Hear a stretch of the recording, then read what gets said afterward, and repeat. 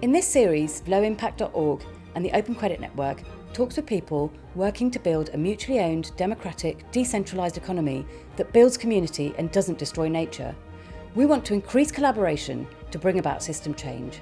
Find links to the sites mentioned in the videos in the description below. Join the conversation by liking, commenting and subscribing to our channel.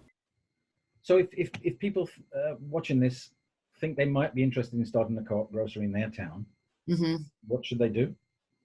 So our guide is on the website. It's called Grow a Grocery. So if you get onto our website and search for that, that would be a great place to start. It's free and there's loads of information in there.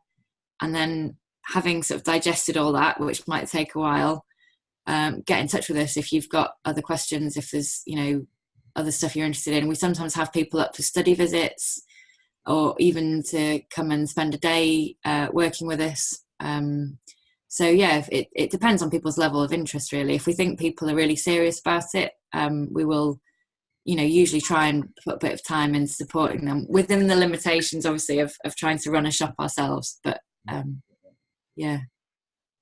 I wanted to talk a bit more about the bigger picture, if you like, about sort of spreading the idea of cooperation and building the cooperative economy. Yeah. So do you know how many? Did you say how many other groups have possibly started or launched something similar? Do you know how many other groups have given it a go? You mean on the basis of our guide? Of your guide, yeah. Well, I mean, I couldn't tell you. I know it's been downloaded a couple of thousand times, maybe more now. But obviously, a lot of those I don't have any contact with the groups, and they just sort of go off and use it, to do their own thing. I mean, there's a good. I wouldn't want to take credit for them starting up, because I think people come to it that they don't see our guide and think, oh right, I'll set up a worker co-op grocery. I think people that are already wanting to do that seek it out or hear about it, and then use it to help them to do what they'd intended to do. So I wouldn't like to put a number on it, really. I just think it's a fantastic idea. Were you involved with the with producing the guide?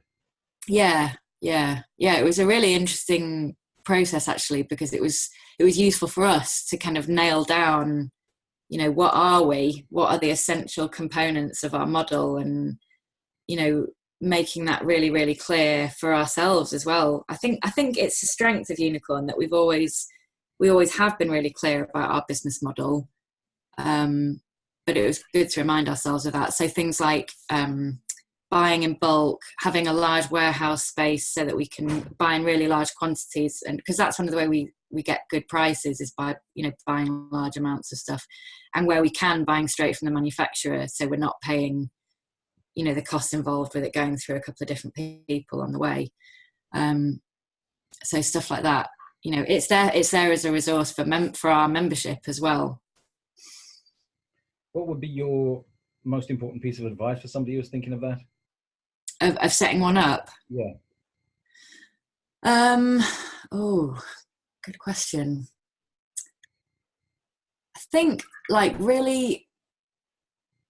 really thinking about whether you want to be a grocer, because at the end of the day, that is what we are. I mean, it's more than that, because we're cooperators, and but essentially you have to want to work with, you have to like food and like customer service, because that's the trade. And then the other stuff, is an added bonus. You have to love what you do. Yeah. But, we all spend many hours a week, sitting on the till or serving on the deli or stacking the shelves. And we're there because we like doing that, as well as the other stuff that we get to do as part of being in a multitasking co-op. So your ideas are around a sort of a federation of independent cooperative shops.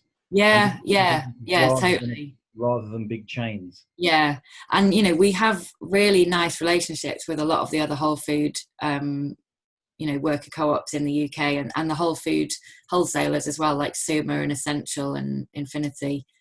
And do you get deliveries from Suma? We do, yeah. We get a lot from Suma and a lot from Essential as well. And often, you know, if we're struggling with something, or we want to change a system, or we want just to sort of be inspired as to, you know, what's working well in other places, they're the people we'll go to first. And, you know, there's been loads of sort of mutual exchange between businesses like us and them, that's, you know, been really, really valuable both ways. And other kinds of co-ops as well. Equal Care, who are a really amazing platform co-op doing social care. You probably come across them. Yeah, we know them, yeah. Yeah. So yeah, we've shared, you know, we've had some great exchanges with them. They're using Sociocracy as well, and they've shared a lot of sort of tools and experience with us. That's been great and really helpful. So how can we help you spread the word? This for a start. Yeah, I mean, yeah, I think it would be really, you know, there's such a low level of understanding about what worker co-op is among, you know, the world at large. It's such a sort of inspiring business model to me, and, you know, to all of us that are sort of familiar with it. And I think, you know, it would be for more people if they knew what it was, you know, but people can come out of university with a business degree barely knowing what it is. You know, they don't, you know, these sort of budding entrepreneurs, because you can be very entrepreneurial in a co-op, you know, they're very compatible. And I think that is a really exciting thought, that it can be a real, you know, amazing space for entrepreneurship to flourish. And we need entrepreneurs in our co-ops, as long as they have, you know, that sort of collective mindset. But that's there in people. It's just somehow not harnessed in the way businesses are often set up. So to have a more sort of widespread understanding of the potential of worker co-ops to, you know, to flourish and thrive as businesses, but also to, you know, to create common good and really be based around creating common good and not just the generation of profit, and their potential to create empowered work and, you know, and bring out amazing stuff in people. Yeah. It'll be. I grew up in the Black Country in the West Midlands, near a town called Cradley Heath. It was full of small shops and markets, and it even had an independent cinema. And it got completely bulldozed, and they just planted a giant Tesco and car park. And people hate it. My family still live there. They hate it. Yeah. It just kills all sense of community. Yeah. You know, if they could have had something like a Unicorn Grocery instead of Tesco's, you know, that would, it provides better jobs. The money stays in the community, whereas Tesco is just sucked straight out to pay shareholders. And just make it a lot more of a pleasant experience. Yeah, that is something that I hope we achieve. You know, we want to be, you know, a positive presence in our community. And, you know, we're far from perfect, but I do feel like generally, you know, we are going some way to achieve that. People come in and they feel good being there. And, you know, that's not always true for, you know, your experience of trundling around a supermarket. So, yeah, it's a valuable thing. I'm often surprised at how few people know about the existence of co-ops, especially worker co-ops. But that's not the same thing at all. Yeah, it would be amazing if, you know, kids were leaving school knowing somehow that this opportunity was there. Exactly. Yeah. Because I think more people would take it. Like I say, I think there is an innate sense of wanting to, you know, cooperate and wanting to run businesses that have, you know, more of a social sort of purpose to them. But yeah, there is a lack of awareness, and it's sad. So we met at the Ways Forward conference in Manchester earlier this year, and that's an annual cooperative conference. So how long have you been going to that, and why do you go? I think that was probably the third one I'd been to.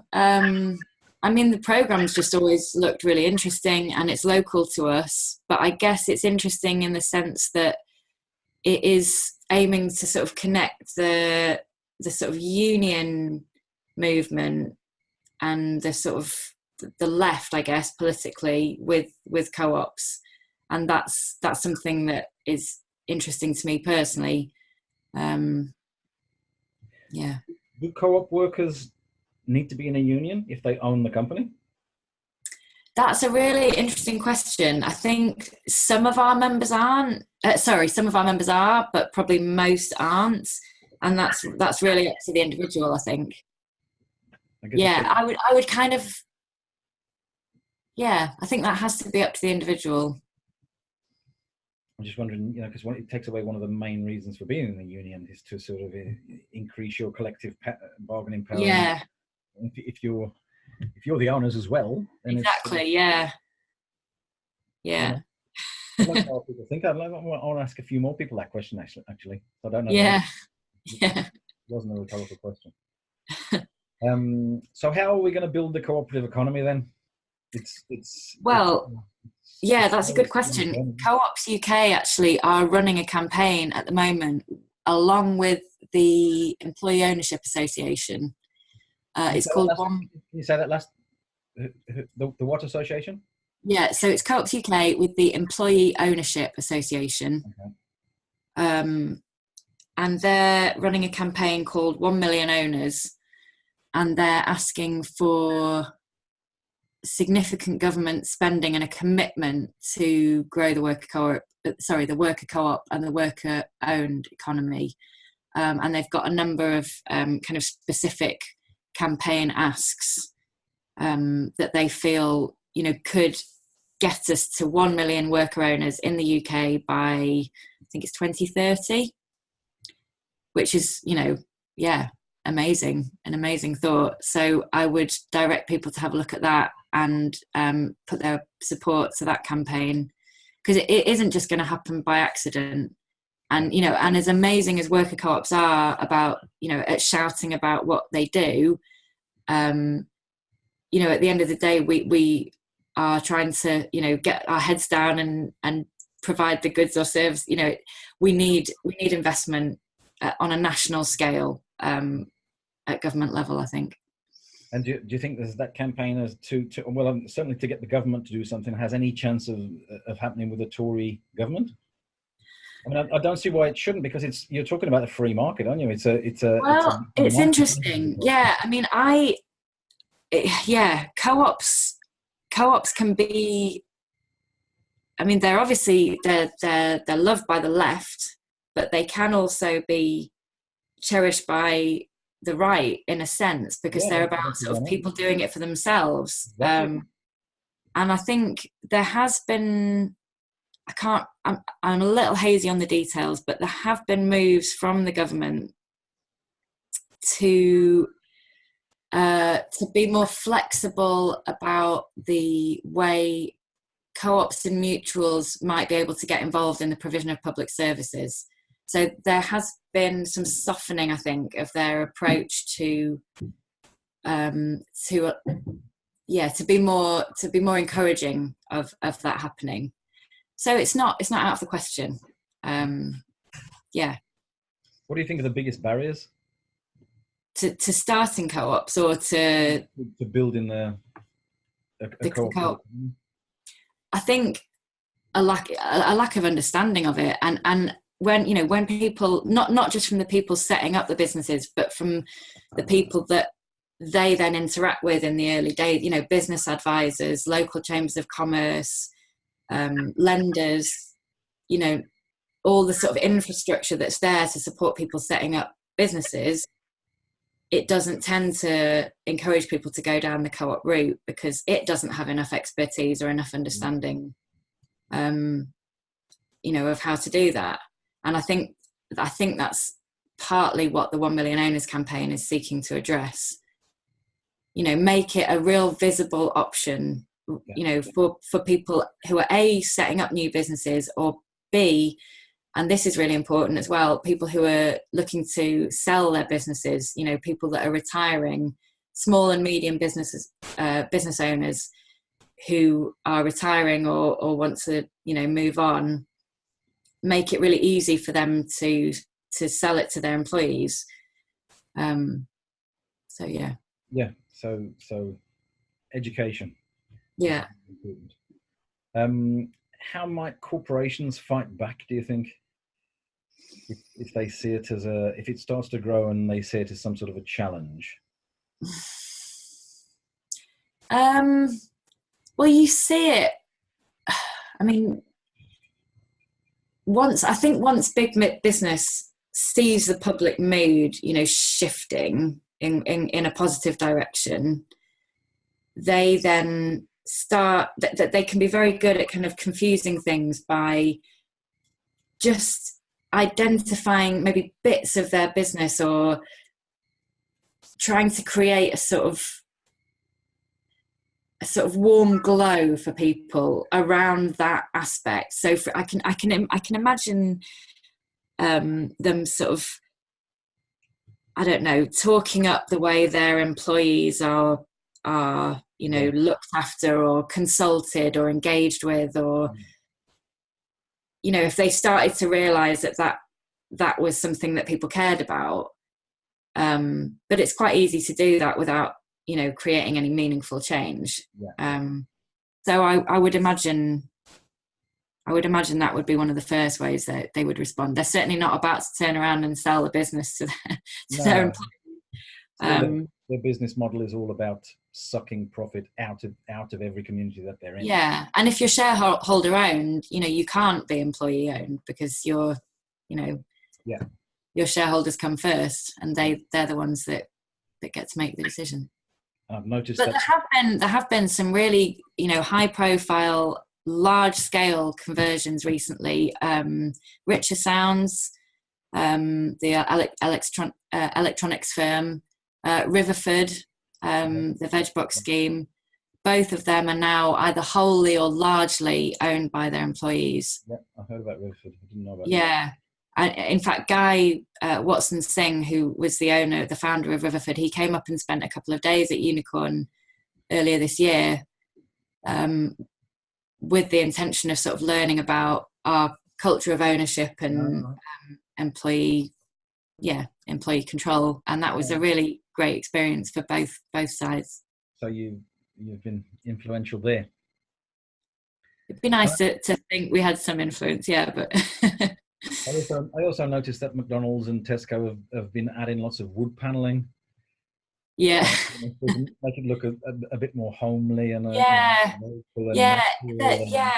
It's all this kind of this sort of very intangible stuff that they do, because a lot of what we believe about a company, it isn't necessarily because of information we have about it. It's because of just these little things that we absorb almost unconsciously.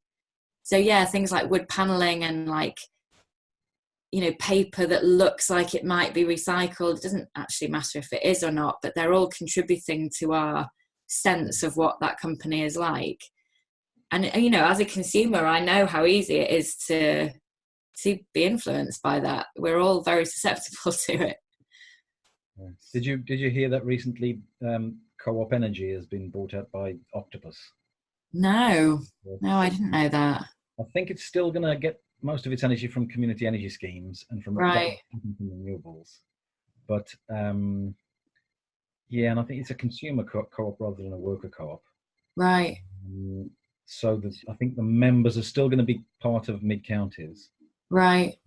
So I don't know exactly how it works. I'm talking to them to see what's going to happen. But I mean, that's like what happened with a co-op bank. You get these huge monolithic organizations, and then if they stumble, because Co-op Energy did stumble, and so did the Co-op Bank, and then suddenly the Co-op Bank was swallowed by a hedge fund, and the Co-op Bank was swallowed by a for-profit company. And I think your ideas about just budding and federating rather than growing huge, that's the right way to go about it, really. It's because one of the stores, say if there's 100 cooperative grocers in the country, and one of them stumbles and falls over, you've still got 99.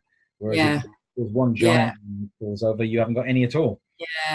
Whenever I think about trying to open like a second branch of Unicorn, I don't want to do anything that ever jeopardizes the thing we have. You know, that is too valuable to mess with. So they need to, the success or failure of the next one needs to not, you know, however that happens, it needs to not be able to hurt the original. Yeah.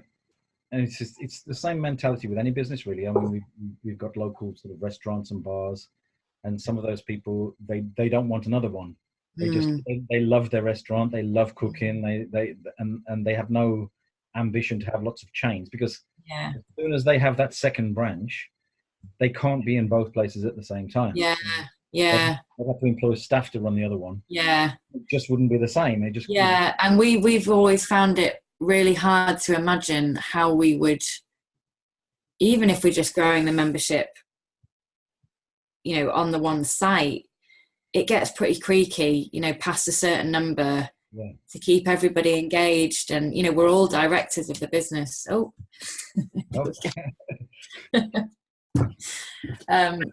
What's your cat name?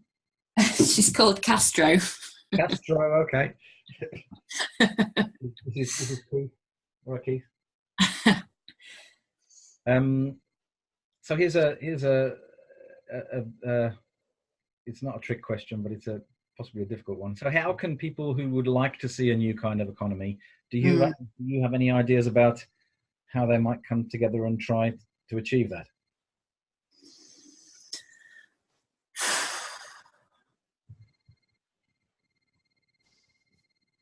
I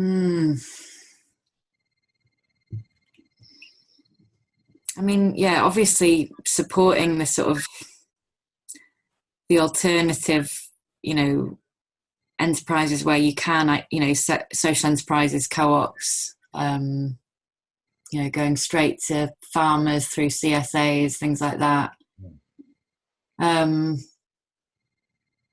But really, I do think we need investment in the co-op sector. That's a tricky one, isn't it? Yeah. I think the 1 Million Owners campaign is asking for some really sensible things. I wish I had more detail to sort of, you know, that would just trip off my tongue. But this idea of investing in, you know, making sure business advisors are giving people information about co-ops, you know, so these are people that already want to set up businesses, they're entrepreneurs, you know, they need to know about co-ops and that is an option. Do you know do you know anybody I could talk to at Co-ops UK about the Million Owners campaign? Yes, I've got a couple of people's emails that I could pass your way. Okay, I'll talk to them. Yeah. I'd love to interview them. Yeah, okay. But there's also noncorporate.org, which is a website to help people withdraw their money from the corporate sector and into the new economy, if you like. So brilliant. I'll definitely put you on that. We're talking to people in the States as well. We're looking to launch that in the States as well. Okay, great. Just a way to show people all the different sectors, even food, energy, IT. Great. Send me the link to that, because we could publicise that to customers as well. Fantastic. Will do. Yeah. Are you optimistic about things?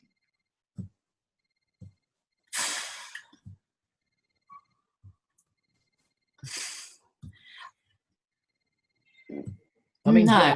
Not just for unicorn, but you're not. Yeah, no, I think, well, we're living in a real crazy time. I mean, the climate crisis is pretty terrifying. I think that's hard to feel optimistic about, although, you know, seeing what young people are doing that's cause for hope, 100%. But that, and, you know, the fact that the financial sector just is still so, you know, in pretty much the same state it was before the crash, doesn't seem to have learned anything. On a small level, I see a lot of, you know, on a local level, I see lots of cause for optimism. There's loads of great stuff going on in Manchester, but no, internationally and globally, well, we've just got to keep on keeping on, haven't we, and doing what we're doing and building something different. But Yeah. How can people keep up to speed with what you're up to? Probably, well, our website has got an incredible sort of depth of information on there in terms of our kind of where we come from, our values, our all that sort of information. But social media we use to keep people updated, so Facebook and Instagram mostly. There are links to those from your website. Yes, I think so. Or just, if you just search for Unicorn Grocery on Facebook, you'll find us. Yeah. Okay. Debbie, it's been fantastic talking with you. Oh, and you, yeah, thanks. And definitely, I'll send you the link to non-corporate. And yeah, do. I've just before we started this, I was looking at the other interviews on your channel, and there's some really fascinating looking ones. I'm really looking forward to giving them a listen. Fantastic. I see a couple of familiar faces on there. Yeah, I bet, yeah.